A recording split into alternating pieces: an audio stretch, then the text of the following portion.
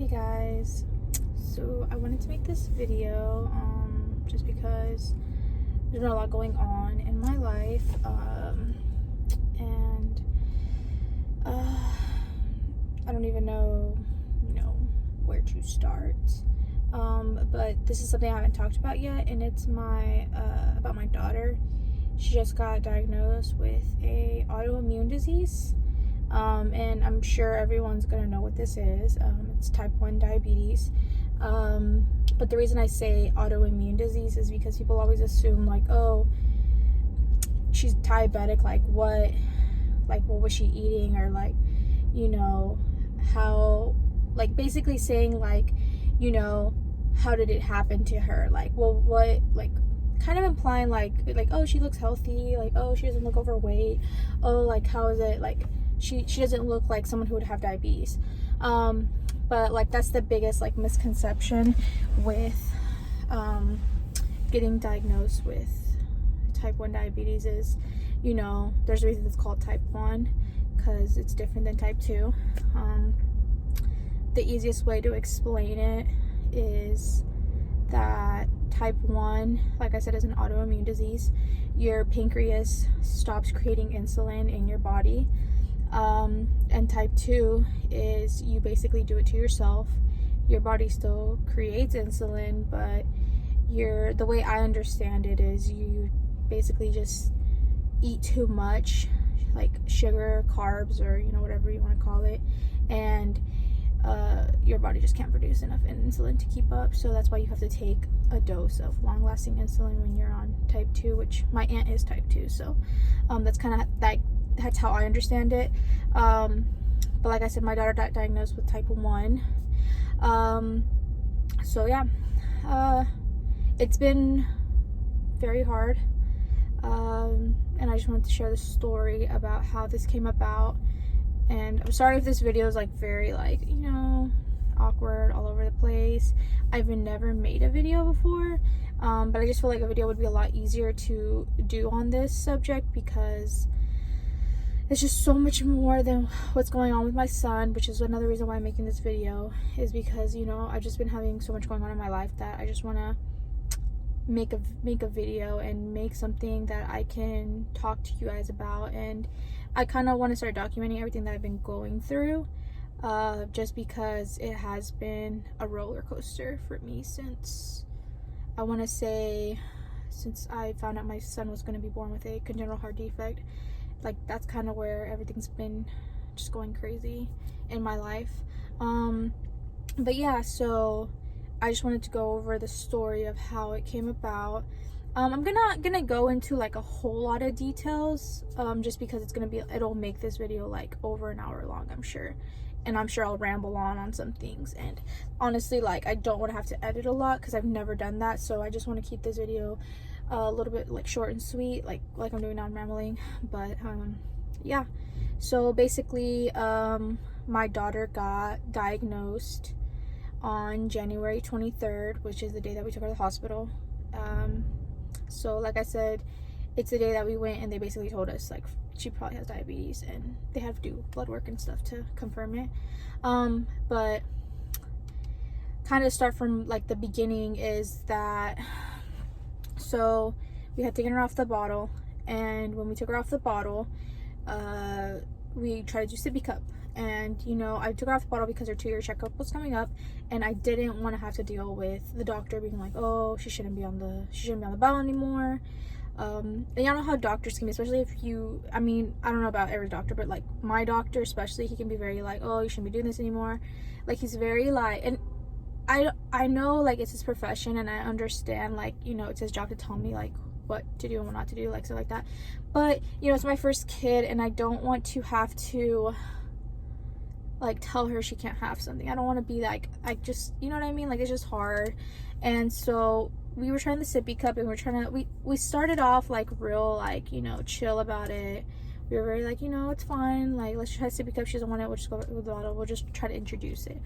Well, then then we started to be okay, no, we have to be very firm with her, because we can't always be lenient. So we tried to be real firm with it, and so like I said, she refused to take it out of the sippy cup. And then so she stopped drinking milk basically because she didn't want it out of the sippy cup. And then what's crazy is like I already had this idea that, oh, she'll probably lose weight because she's not taking the bottle anymore. And, you know, she would drink about 3 to 4 bottles a day sometimes. And I know that's a lot, but, like, that's what she wanted. And, like, you know, I don't want to tell her no. So then, we took her off, we took her off the bottle. And basically, she stopped drinking it. She started drinking more water. But she had always been a water drinker, so I was like, okay, you know, she's drinking a lot of water, but maybe it's compensating for, like, her not drinking the milk. So she started drinking more water, which led to more urinating, and the excessive urinating led to her peeing through her diapers. So we would have to change her at least 4 times a night. We would have to wake up every couple hours to change the diaper, and we would have to set the alarms to make sure we got up because she was peeing through the diapers, and I was washing the sheets and covers and everything at least every day, if not every other day. I was washing everything because she would sometimes pee through it because I just wouldn't. It was so much, like, I couldn't keep up with how many times I was waking up. And my husband. So that really sucked. And then she also had some other symptoms where, like, you know, she was constipated, and then she started breathing really weird, in the sense, when I say weird, like, people are always like, you know, what's weird, but, you know, she was breathing through her mouth. She was like like that, and it was like very rapid. And I just at first I didn't think anything of it because I thought, like, maybe she was congested, like she couldn't breathe through her nose. And so that was really, like, the reason why I just didn't pay a lot of attention, because she had been sick before where she'd been stuffed up and she had the runny nose and she breathed through her mouth, so I didn't think anything of it. And then the constipation was, like, honestly, the constipation was what concerned me the most, because she always, like, it's weird, she always poops at least 3 times a day. Like, at least, you know, minimum 2 times. But she always poops because she has a schedule. She poops 3 times a day. But then when she didn't poop for, like, almost 4 days, I called the pediatrician. I told him all the symptoms I just told you guys, and he basically said, oh, you know, I'll prescribe her something for the constipation. And, you know, of course, you know, when I told him all the symptoms, like, you know, I said I was trying to get her off the bottle, and he, you know, he lectured me. He was like, oh, you know, she shouldn't be on the bottle anyways, and y'all, like, she should have gotten off the bottle at a year old. And, you know, of course, I was just like, okay, like, I get it, I know she shouldn't have been on the bottle, like, I know.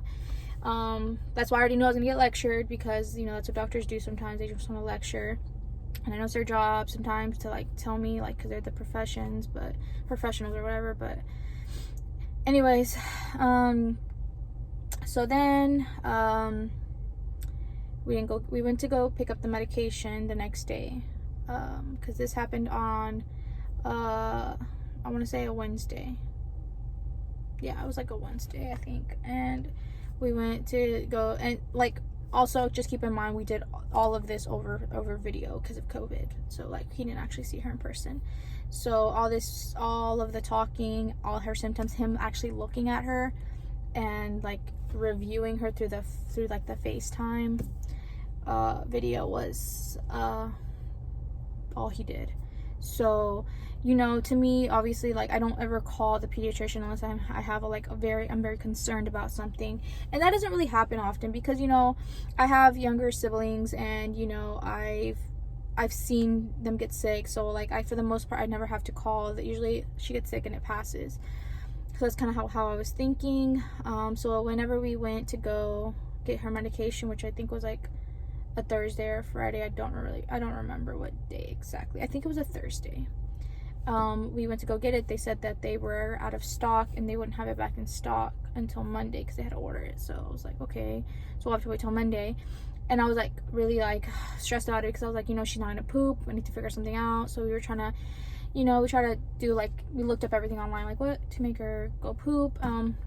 Honestly, it didn't really help. I don't remember her pooping at all. So that was, like, my biggest concern. And then anyways, she ended up still, like, acting all, you know, she was acting like normal, maybe a little bit more moody, but she was, obviously I knew she was uncomfortable, you know, she hadn't pooped. And so then on Saturday came, we did our normal Saturday routine, woke up, had breakfast. My husband went to go see the baby, and I stayed with Allie. And I took her out to the store with me. You know, she ate, she had some chips, she loves hot Cheetos, so she had some hot Cheetos. We came back to the house. We had been chilling, and then we laid down. So we laid down, took a nap for about 2 hours. We woke up back from the nap around 6, I want to say. And when she woke up, she was still kind of like out of it, really tired. You know, she kind of like, she had that sick vibe going. And then she went to go lay down on top of my husband while he was on the couch. And she was like laying on his chest. And I was making dinner. And, you know, it was like, yeah, because I was almost 7.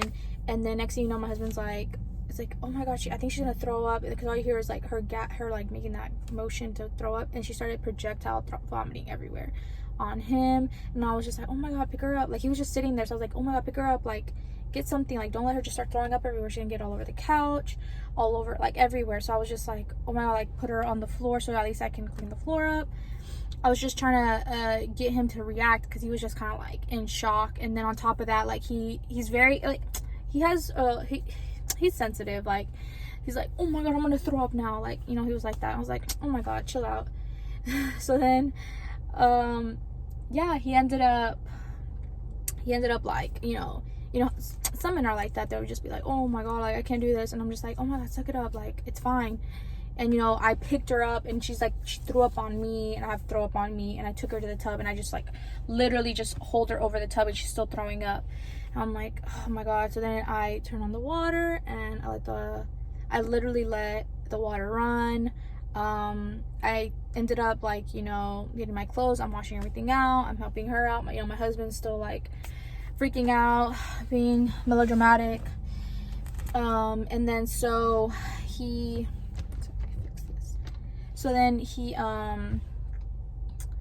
ended up like taking her to the bath. And then so I was like, okay, well, I think we should take her to the hospital, like, and he's like, no, yeah, for sure. So then we ended up taking her to the hospital, and then we walk in, and then they're the ones telling us like, oh, what are her symptoms? You know, they give you like stickers, and I think they gave us a red sticker. I'm not really sure, because I remember later on, like, they had given us other stickers, and I'm pretty sure red was like, you know, like urgent. I think the biggest concern was her breathing. So they got us into a room, and when they got us in the room, there was a lot of people in there. There was like at least maybe about 4 nurses that I remember. Maybe 3 or 4 nurses, sorry, I really don't remember. And I know there was a doctor, because the doctor was the one asking me all these questions, like, you know, being very like what's been going on here, this and that, giving her the symptoms, everything. And he's like, I'm not sure for sure, but we're gonna check her sugars, and like, these symptoms, it's looking like diabetes. And I was just in shock. I was like, are you sure? Like, it's like, and he's like, you know, we're gonna check her finger. So they check her finger, and, you know, lo and behold, she's at 450. And that was like the scariest part, because I was just like, you know, what does that mean? You know, because he obviously was like that, like, he knew. He's like, you know, normal range is like 90 to like, you know, 120-ish, and she was at 450. So that was like really, really scary, and pretty emotional, because, you know, I started crying, and my husband started crying, and we were like super, super upset, because we were already going through so much with my son, that, you know, now our daughter's being basically diagnosed diabetic. And it was hard. You know, the first thing they literally told me were like, you did nothing wrong, because they could obviously tell, like, we were so upset. And I hadn't even said anything, and they're just like, just know it wasn't your fault, you didn't do anything wrong. These things happen, and there's nothing you can do to prevent it. And I'm just kind of like in my head, like, how does this even happen? Like, how does a healthy child go from so healthy to this, you know? And they said that, you know, because I said that, and they were like, you know, they don't have a reason. There's no research to support why this happens. They said, like, as far as, like, you know, research has gone, it says something sets the body off. and the pancreas stops creating insulin. So that's why it's an autoimmune disease, and it's like a forever thing. Like, people keep asking me, like, and by people I mean like some family and friends that I've talked to about it, and they said, they're like, oh, you know, for how long, or like, when will it go away? Like, it will never go away. She'll have it for life. She'll have to be insulin dependent the rest of her life. But yeah, so we got there. She was there for, we got there, had to be there for 4 days. And in those 4 days, we had to do a diabetics class where they teach you everything, how to manage her diagnosis. And yeah, it was pretty brutal, just because it was just a lot of information. And like, when I say it's overwhelming, it's so overwhelming. Like, you have to learn how to count the carbs. You have to learn how to give her the insulin. You have to learn how to make sure that she's eating the food in a certain amount of time frame, because you have to give her the insulin. Ideally, you want to give it to them before they eat. But since she's 2 and you don't know what she's gonna eat, and you don't even know like how much she'll eat, like, even if she does eat, like, she could just eat 2 bites, and you're like, and if you had given her the insulin and she ends up not wanting to eat anymore, I can't force her. You might have given her too much. So we have to basically try to get her onto a routine. And obviously, like, ideally 2-year-olds don't have routines. They do whatever they want most of the time. She had a hard time. It was so hard. It was so heartbreaking, because when we got there and they had to do, like, you know, the IVs, it took like over an hour to get her an IV, because they could not find any veins on her. They tried her foot, both her feet, they tried her ankles, they tried her like wrist, up here, right here, they checked everywhere. And it's like so insane how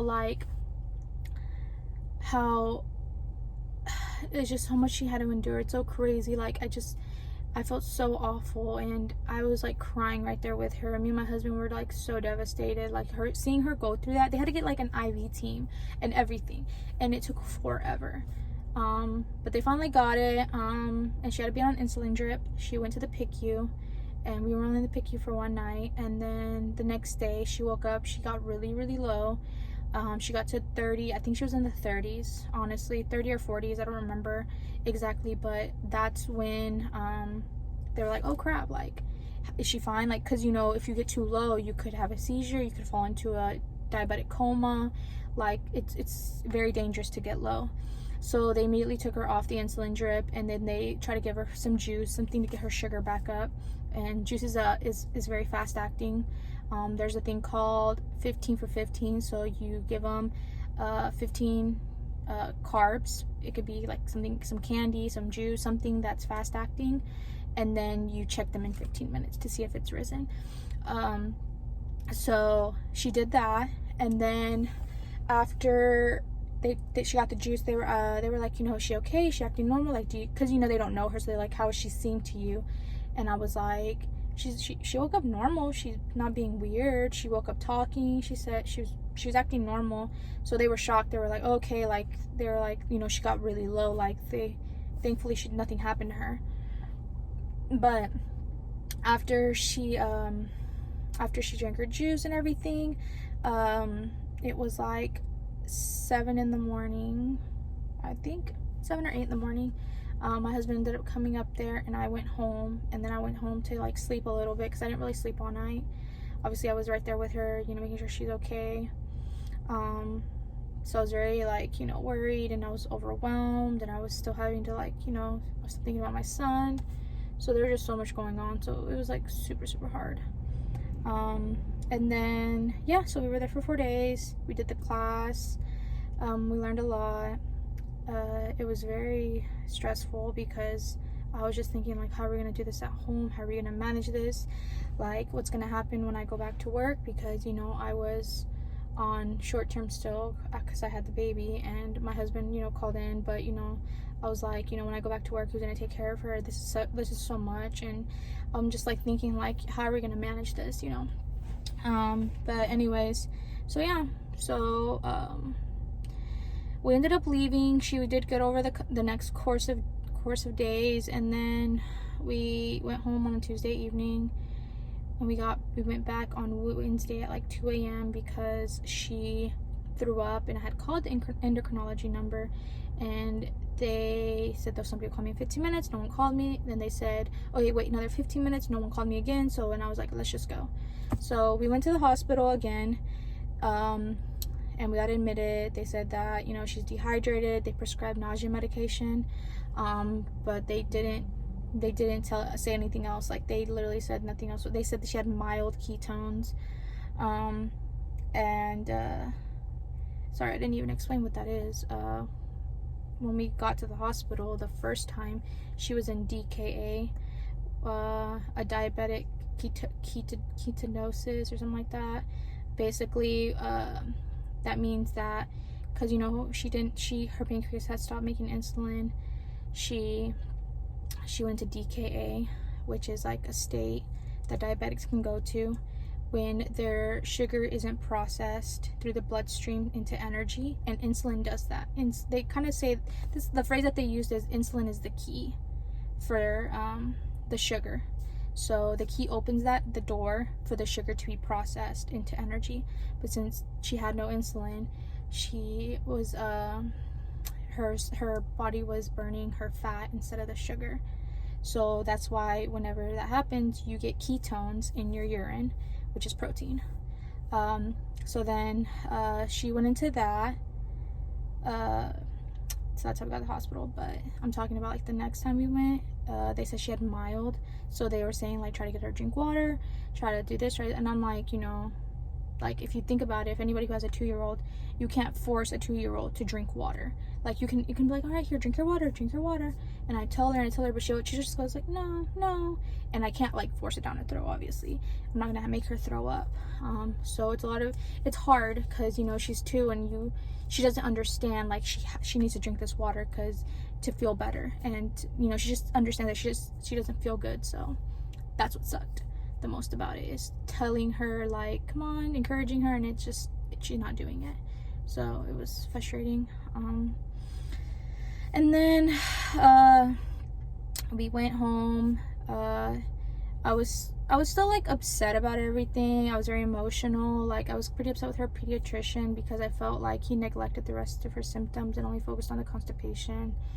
But, you know, when I called the endocrinology, they still mentioned that, or I told them that she had a mild fever and she was still throwing up a little. They're like, oh, well, you have to call the pediatrician first. So of course I was like, okay. So I called the pediatrician again, and when I called the pediatrician, he was like, oh, well, if her temperature doesn't go over, I don't remember the amount, I think it was like 102 point something, I don't remember, but he said, like, if it doesn't go over that, like, you know, just give her Motrin, and it should, you know, help with it. And I was like, okay. So we did that. We gave her Motrin every 4 to 6 hours, and it did go away, but it didn't stay away. So in my head, you know, I was like, okay, this is not normal. She has the temperature, and she has some vomiting. And so I was really like stressed because I was like, you know, I want to know what's wrong with her. And I had been telling my husband, I was like, okay, it has to be an infection. I know that they said nothing was wrong with her on Wednesday. They just said she was dehydrated and had mild ketones. That's probably why she threw up. It was just like, I just think something else is wrong because she has this fever. And anyways, we had been calling the endocrinologist number, and they have like after hours numbers that we've been calling, and we give them all this information, and they're documenting it because they work for the hospital. So it was just really frustrating because we ended up having to go back on her birthday, which was Sunday the 31st. We went back, and it was her second birthday, and they basically were, they got us in fast. She got her finger checked. They do like all this normal stuff that they have to do when you're diabetic.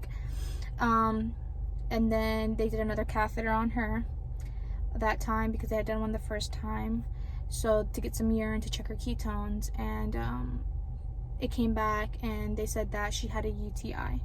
And I was just kind of like, how did she get a UTI from the matter of like that last weekend to this weekend? It's literally been a week. And I'm like, how does this happen? Like, I don't understand. They said it could have been from the catheter from the first time, And then I was like, okay, well, why didn't it show on Wednesday when we came back, because we got discharged Tuesday? Why did it not show on Wednesday? So sometimes it takes, a little while for it to show. And I was just like, okay, this is what I'm being told. So like sometimes it sounds weird saying it out loud, because it doesn't make sense to me when I say it out loud. Maybe it'll make sense to people who are like actual like in the medical field, but I was just like so frustrated, because then this doctor comes in. I don't know who he is. I haven't even talked to him yet. He just some new doctor, I guess, because it was shift change again.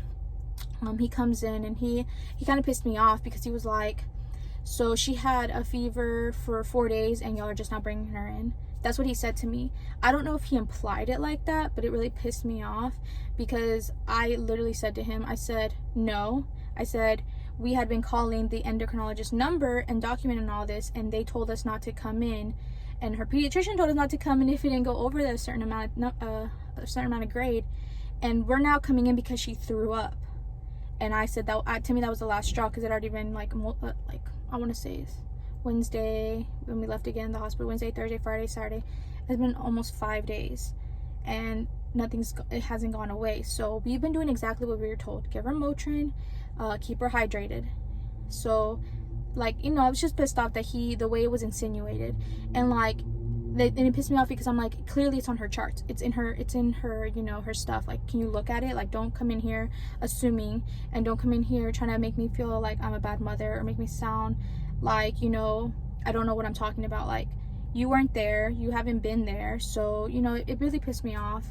And so I told my husband, like, I was just like so livid. And then I feel bad, because I like kind of got mad at the nurse. I wasn't mad at the nurse, but I kind of snapped at her, because I was so frustrated.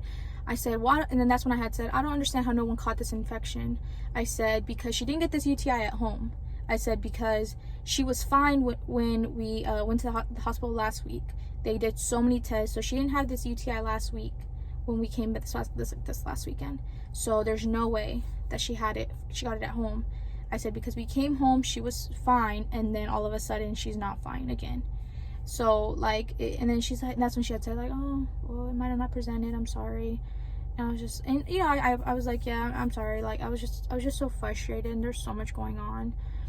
And it was actually funny, because the nurse actually lives in like Crowley, because we had been talking about where we live. So she was like, oh, like, where do you guys live? I'm like, oh, we live in Burleson, over there by 1187. And then she's like, oh, I live over there by 1187. I'm like, what side? And I was like, we're talking. So it was just funny. But yeah, so that happened. And then yeah, so now we're just dealing with Allie's stuff, learning her numbers. There's a lot of stuff that happened too in between that, like learning her numbers and how the numbers work with the ratio to units. I can always do a video on that to show you guys, to see what she goes through. But yeah, and I brought this bracelet. It's a diabetic awareness bracelet, and then these are actually the hospital bracelets from both times that we got admitted. I haven't taken them off, just because like I feel like they're just so sentimental at this point. Like, I feel attached to them, because, and then I wear this one right here for Eli. I have to wear it. I know it looks janky, but you can't take it off, and they can give you a new one, but I just haven't taken it off or asked for a new one. So yeah, and then also, my birthday's coming up, so it's just wanted to like get all this out and talk to you guys, and really like try to be transparent about everything, because I just don't want people to feel like, oh, like, she doesn't really talk about her daughter and what's going on with her.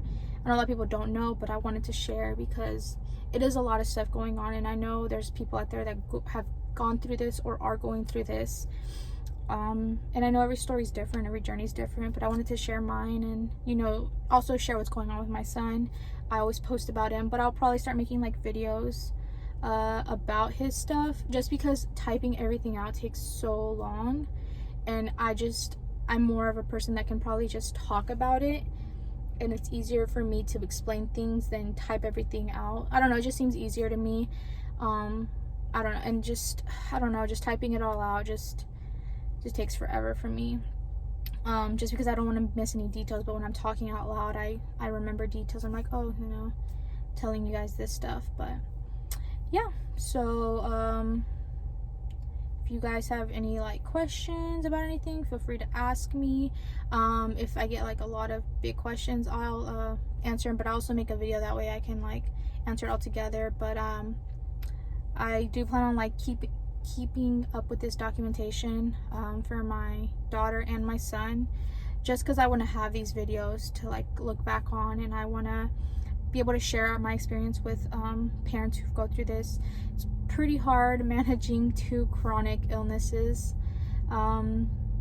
It's super hard. I don't know how else to explain it. I don't want people to feel sorry for me. I just want people to know like they're not alone, and I want y'all to understand where I come from when I do things or post things or whatever. And yeah, I want to share this journey because, you know, it's just, I feel like this will be like my outlet to talk to everyone, and it's just hard sometimes. There's so many other things going on in my life, but like family related, but you know, this is like the biggest things. And yeah, so I just want to come on here and share that. And if you have anything like similar, going through anything similar, or you know, you feel like I can explain some stuff better, like let me know. I really want to put myself out there and share this stuff, just because I've never been like that. But I've been like, you know, I've been in a bunch of groups, I've been watching a lot of videos about this, and I just feel like, you know, their stories are so unique, and I want to share my unique story that I'm going through. But yeah, if you guys have any questions or anything, let me know. And thanks for watching this video. I know it's like a lot and I rambled, but I don't plan on editing a lot of these videos, so they might seem kind of long. I don't know how to edit yet. And I know my speech is kind of like all over the place, but like I said, I've never made videos, but this is kind of like the easiest way I can talk to everyone, and I just find it so much soothing to just talk like I'm talking to somebody, versus me explaining it on, you know, a forum, or me explaining it to one person individually. I can always just reference them to this video, because like I said, a lot of people ask me about this, and it's just so hard to explain this whole story to one person and then another person, and then like, you know, like I said, then I can always just be like, hey, you know, I have a video on it, you can go watch it if they want to know like details. But yeah, thanks for watching, and I'll be posting more videos hopefully. But yeah, thanks, bye.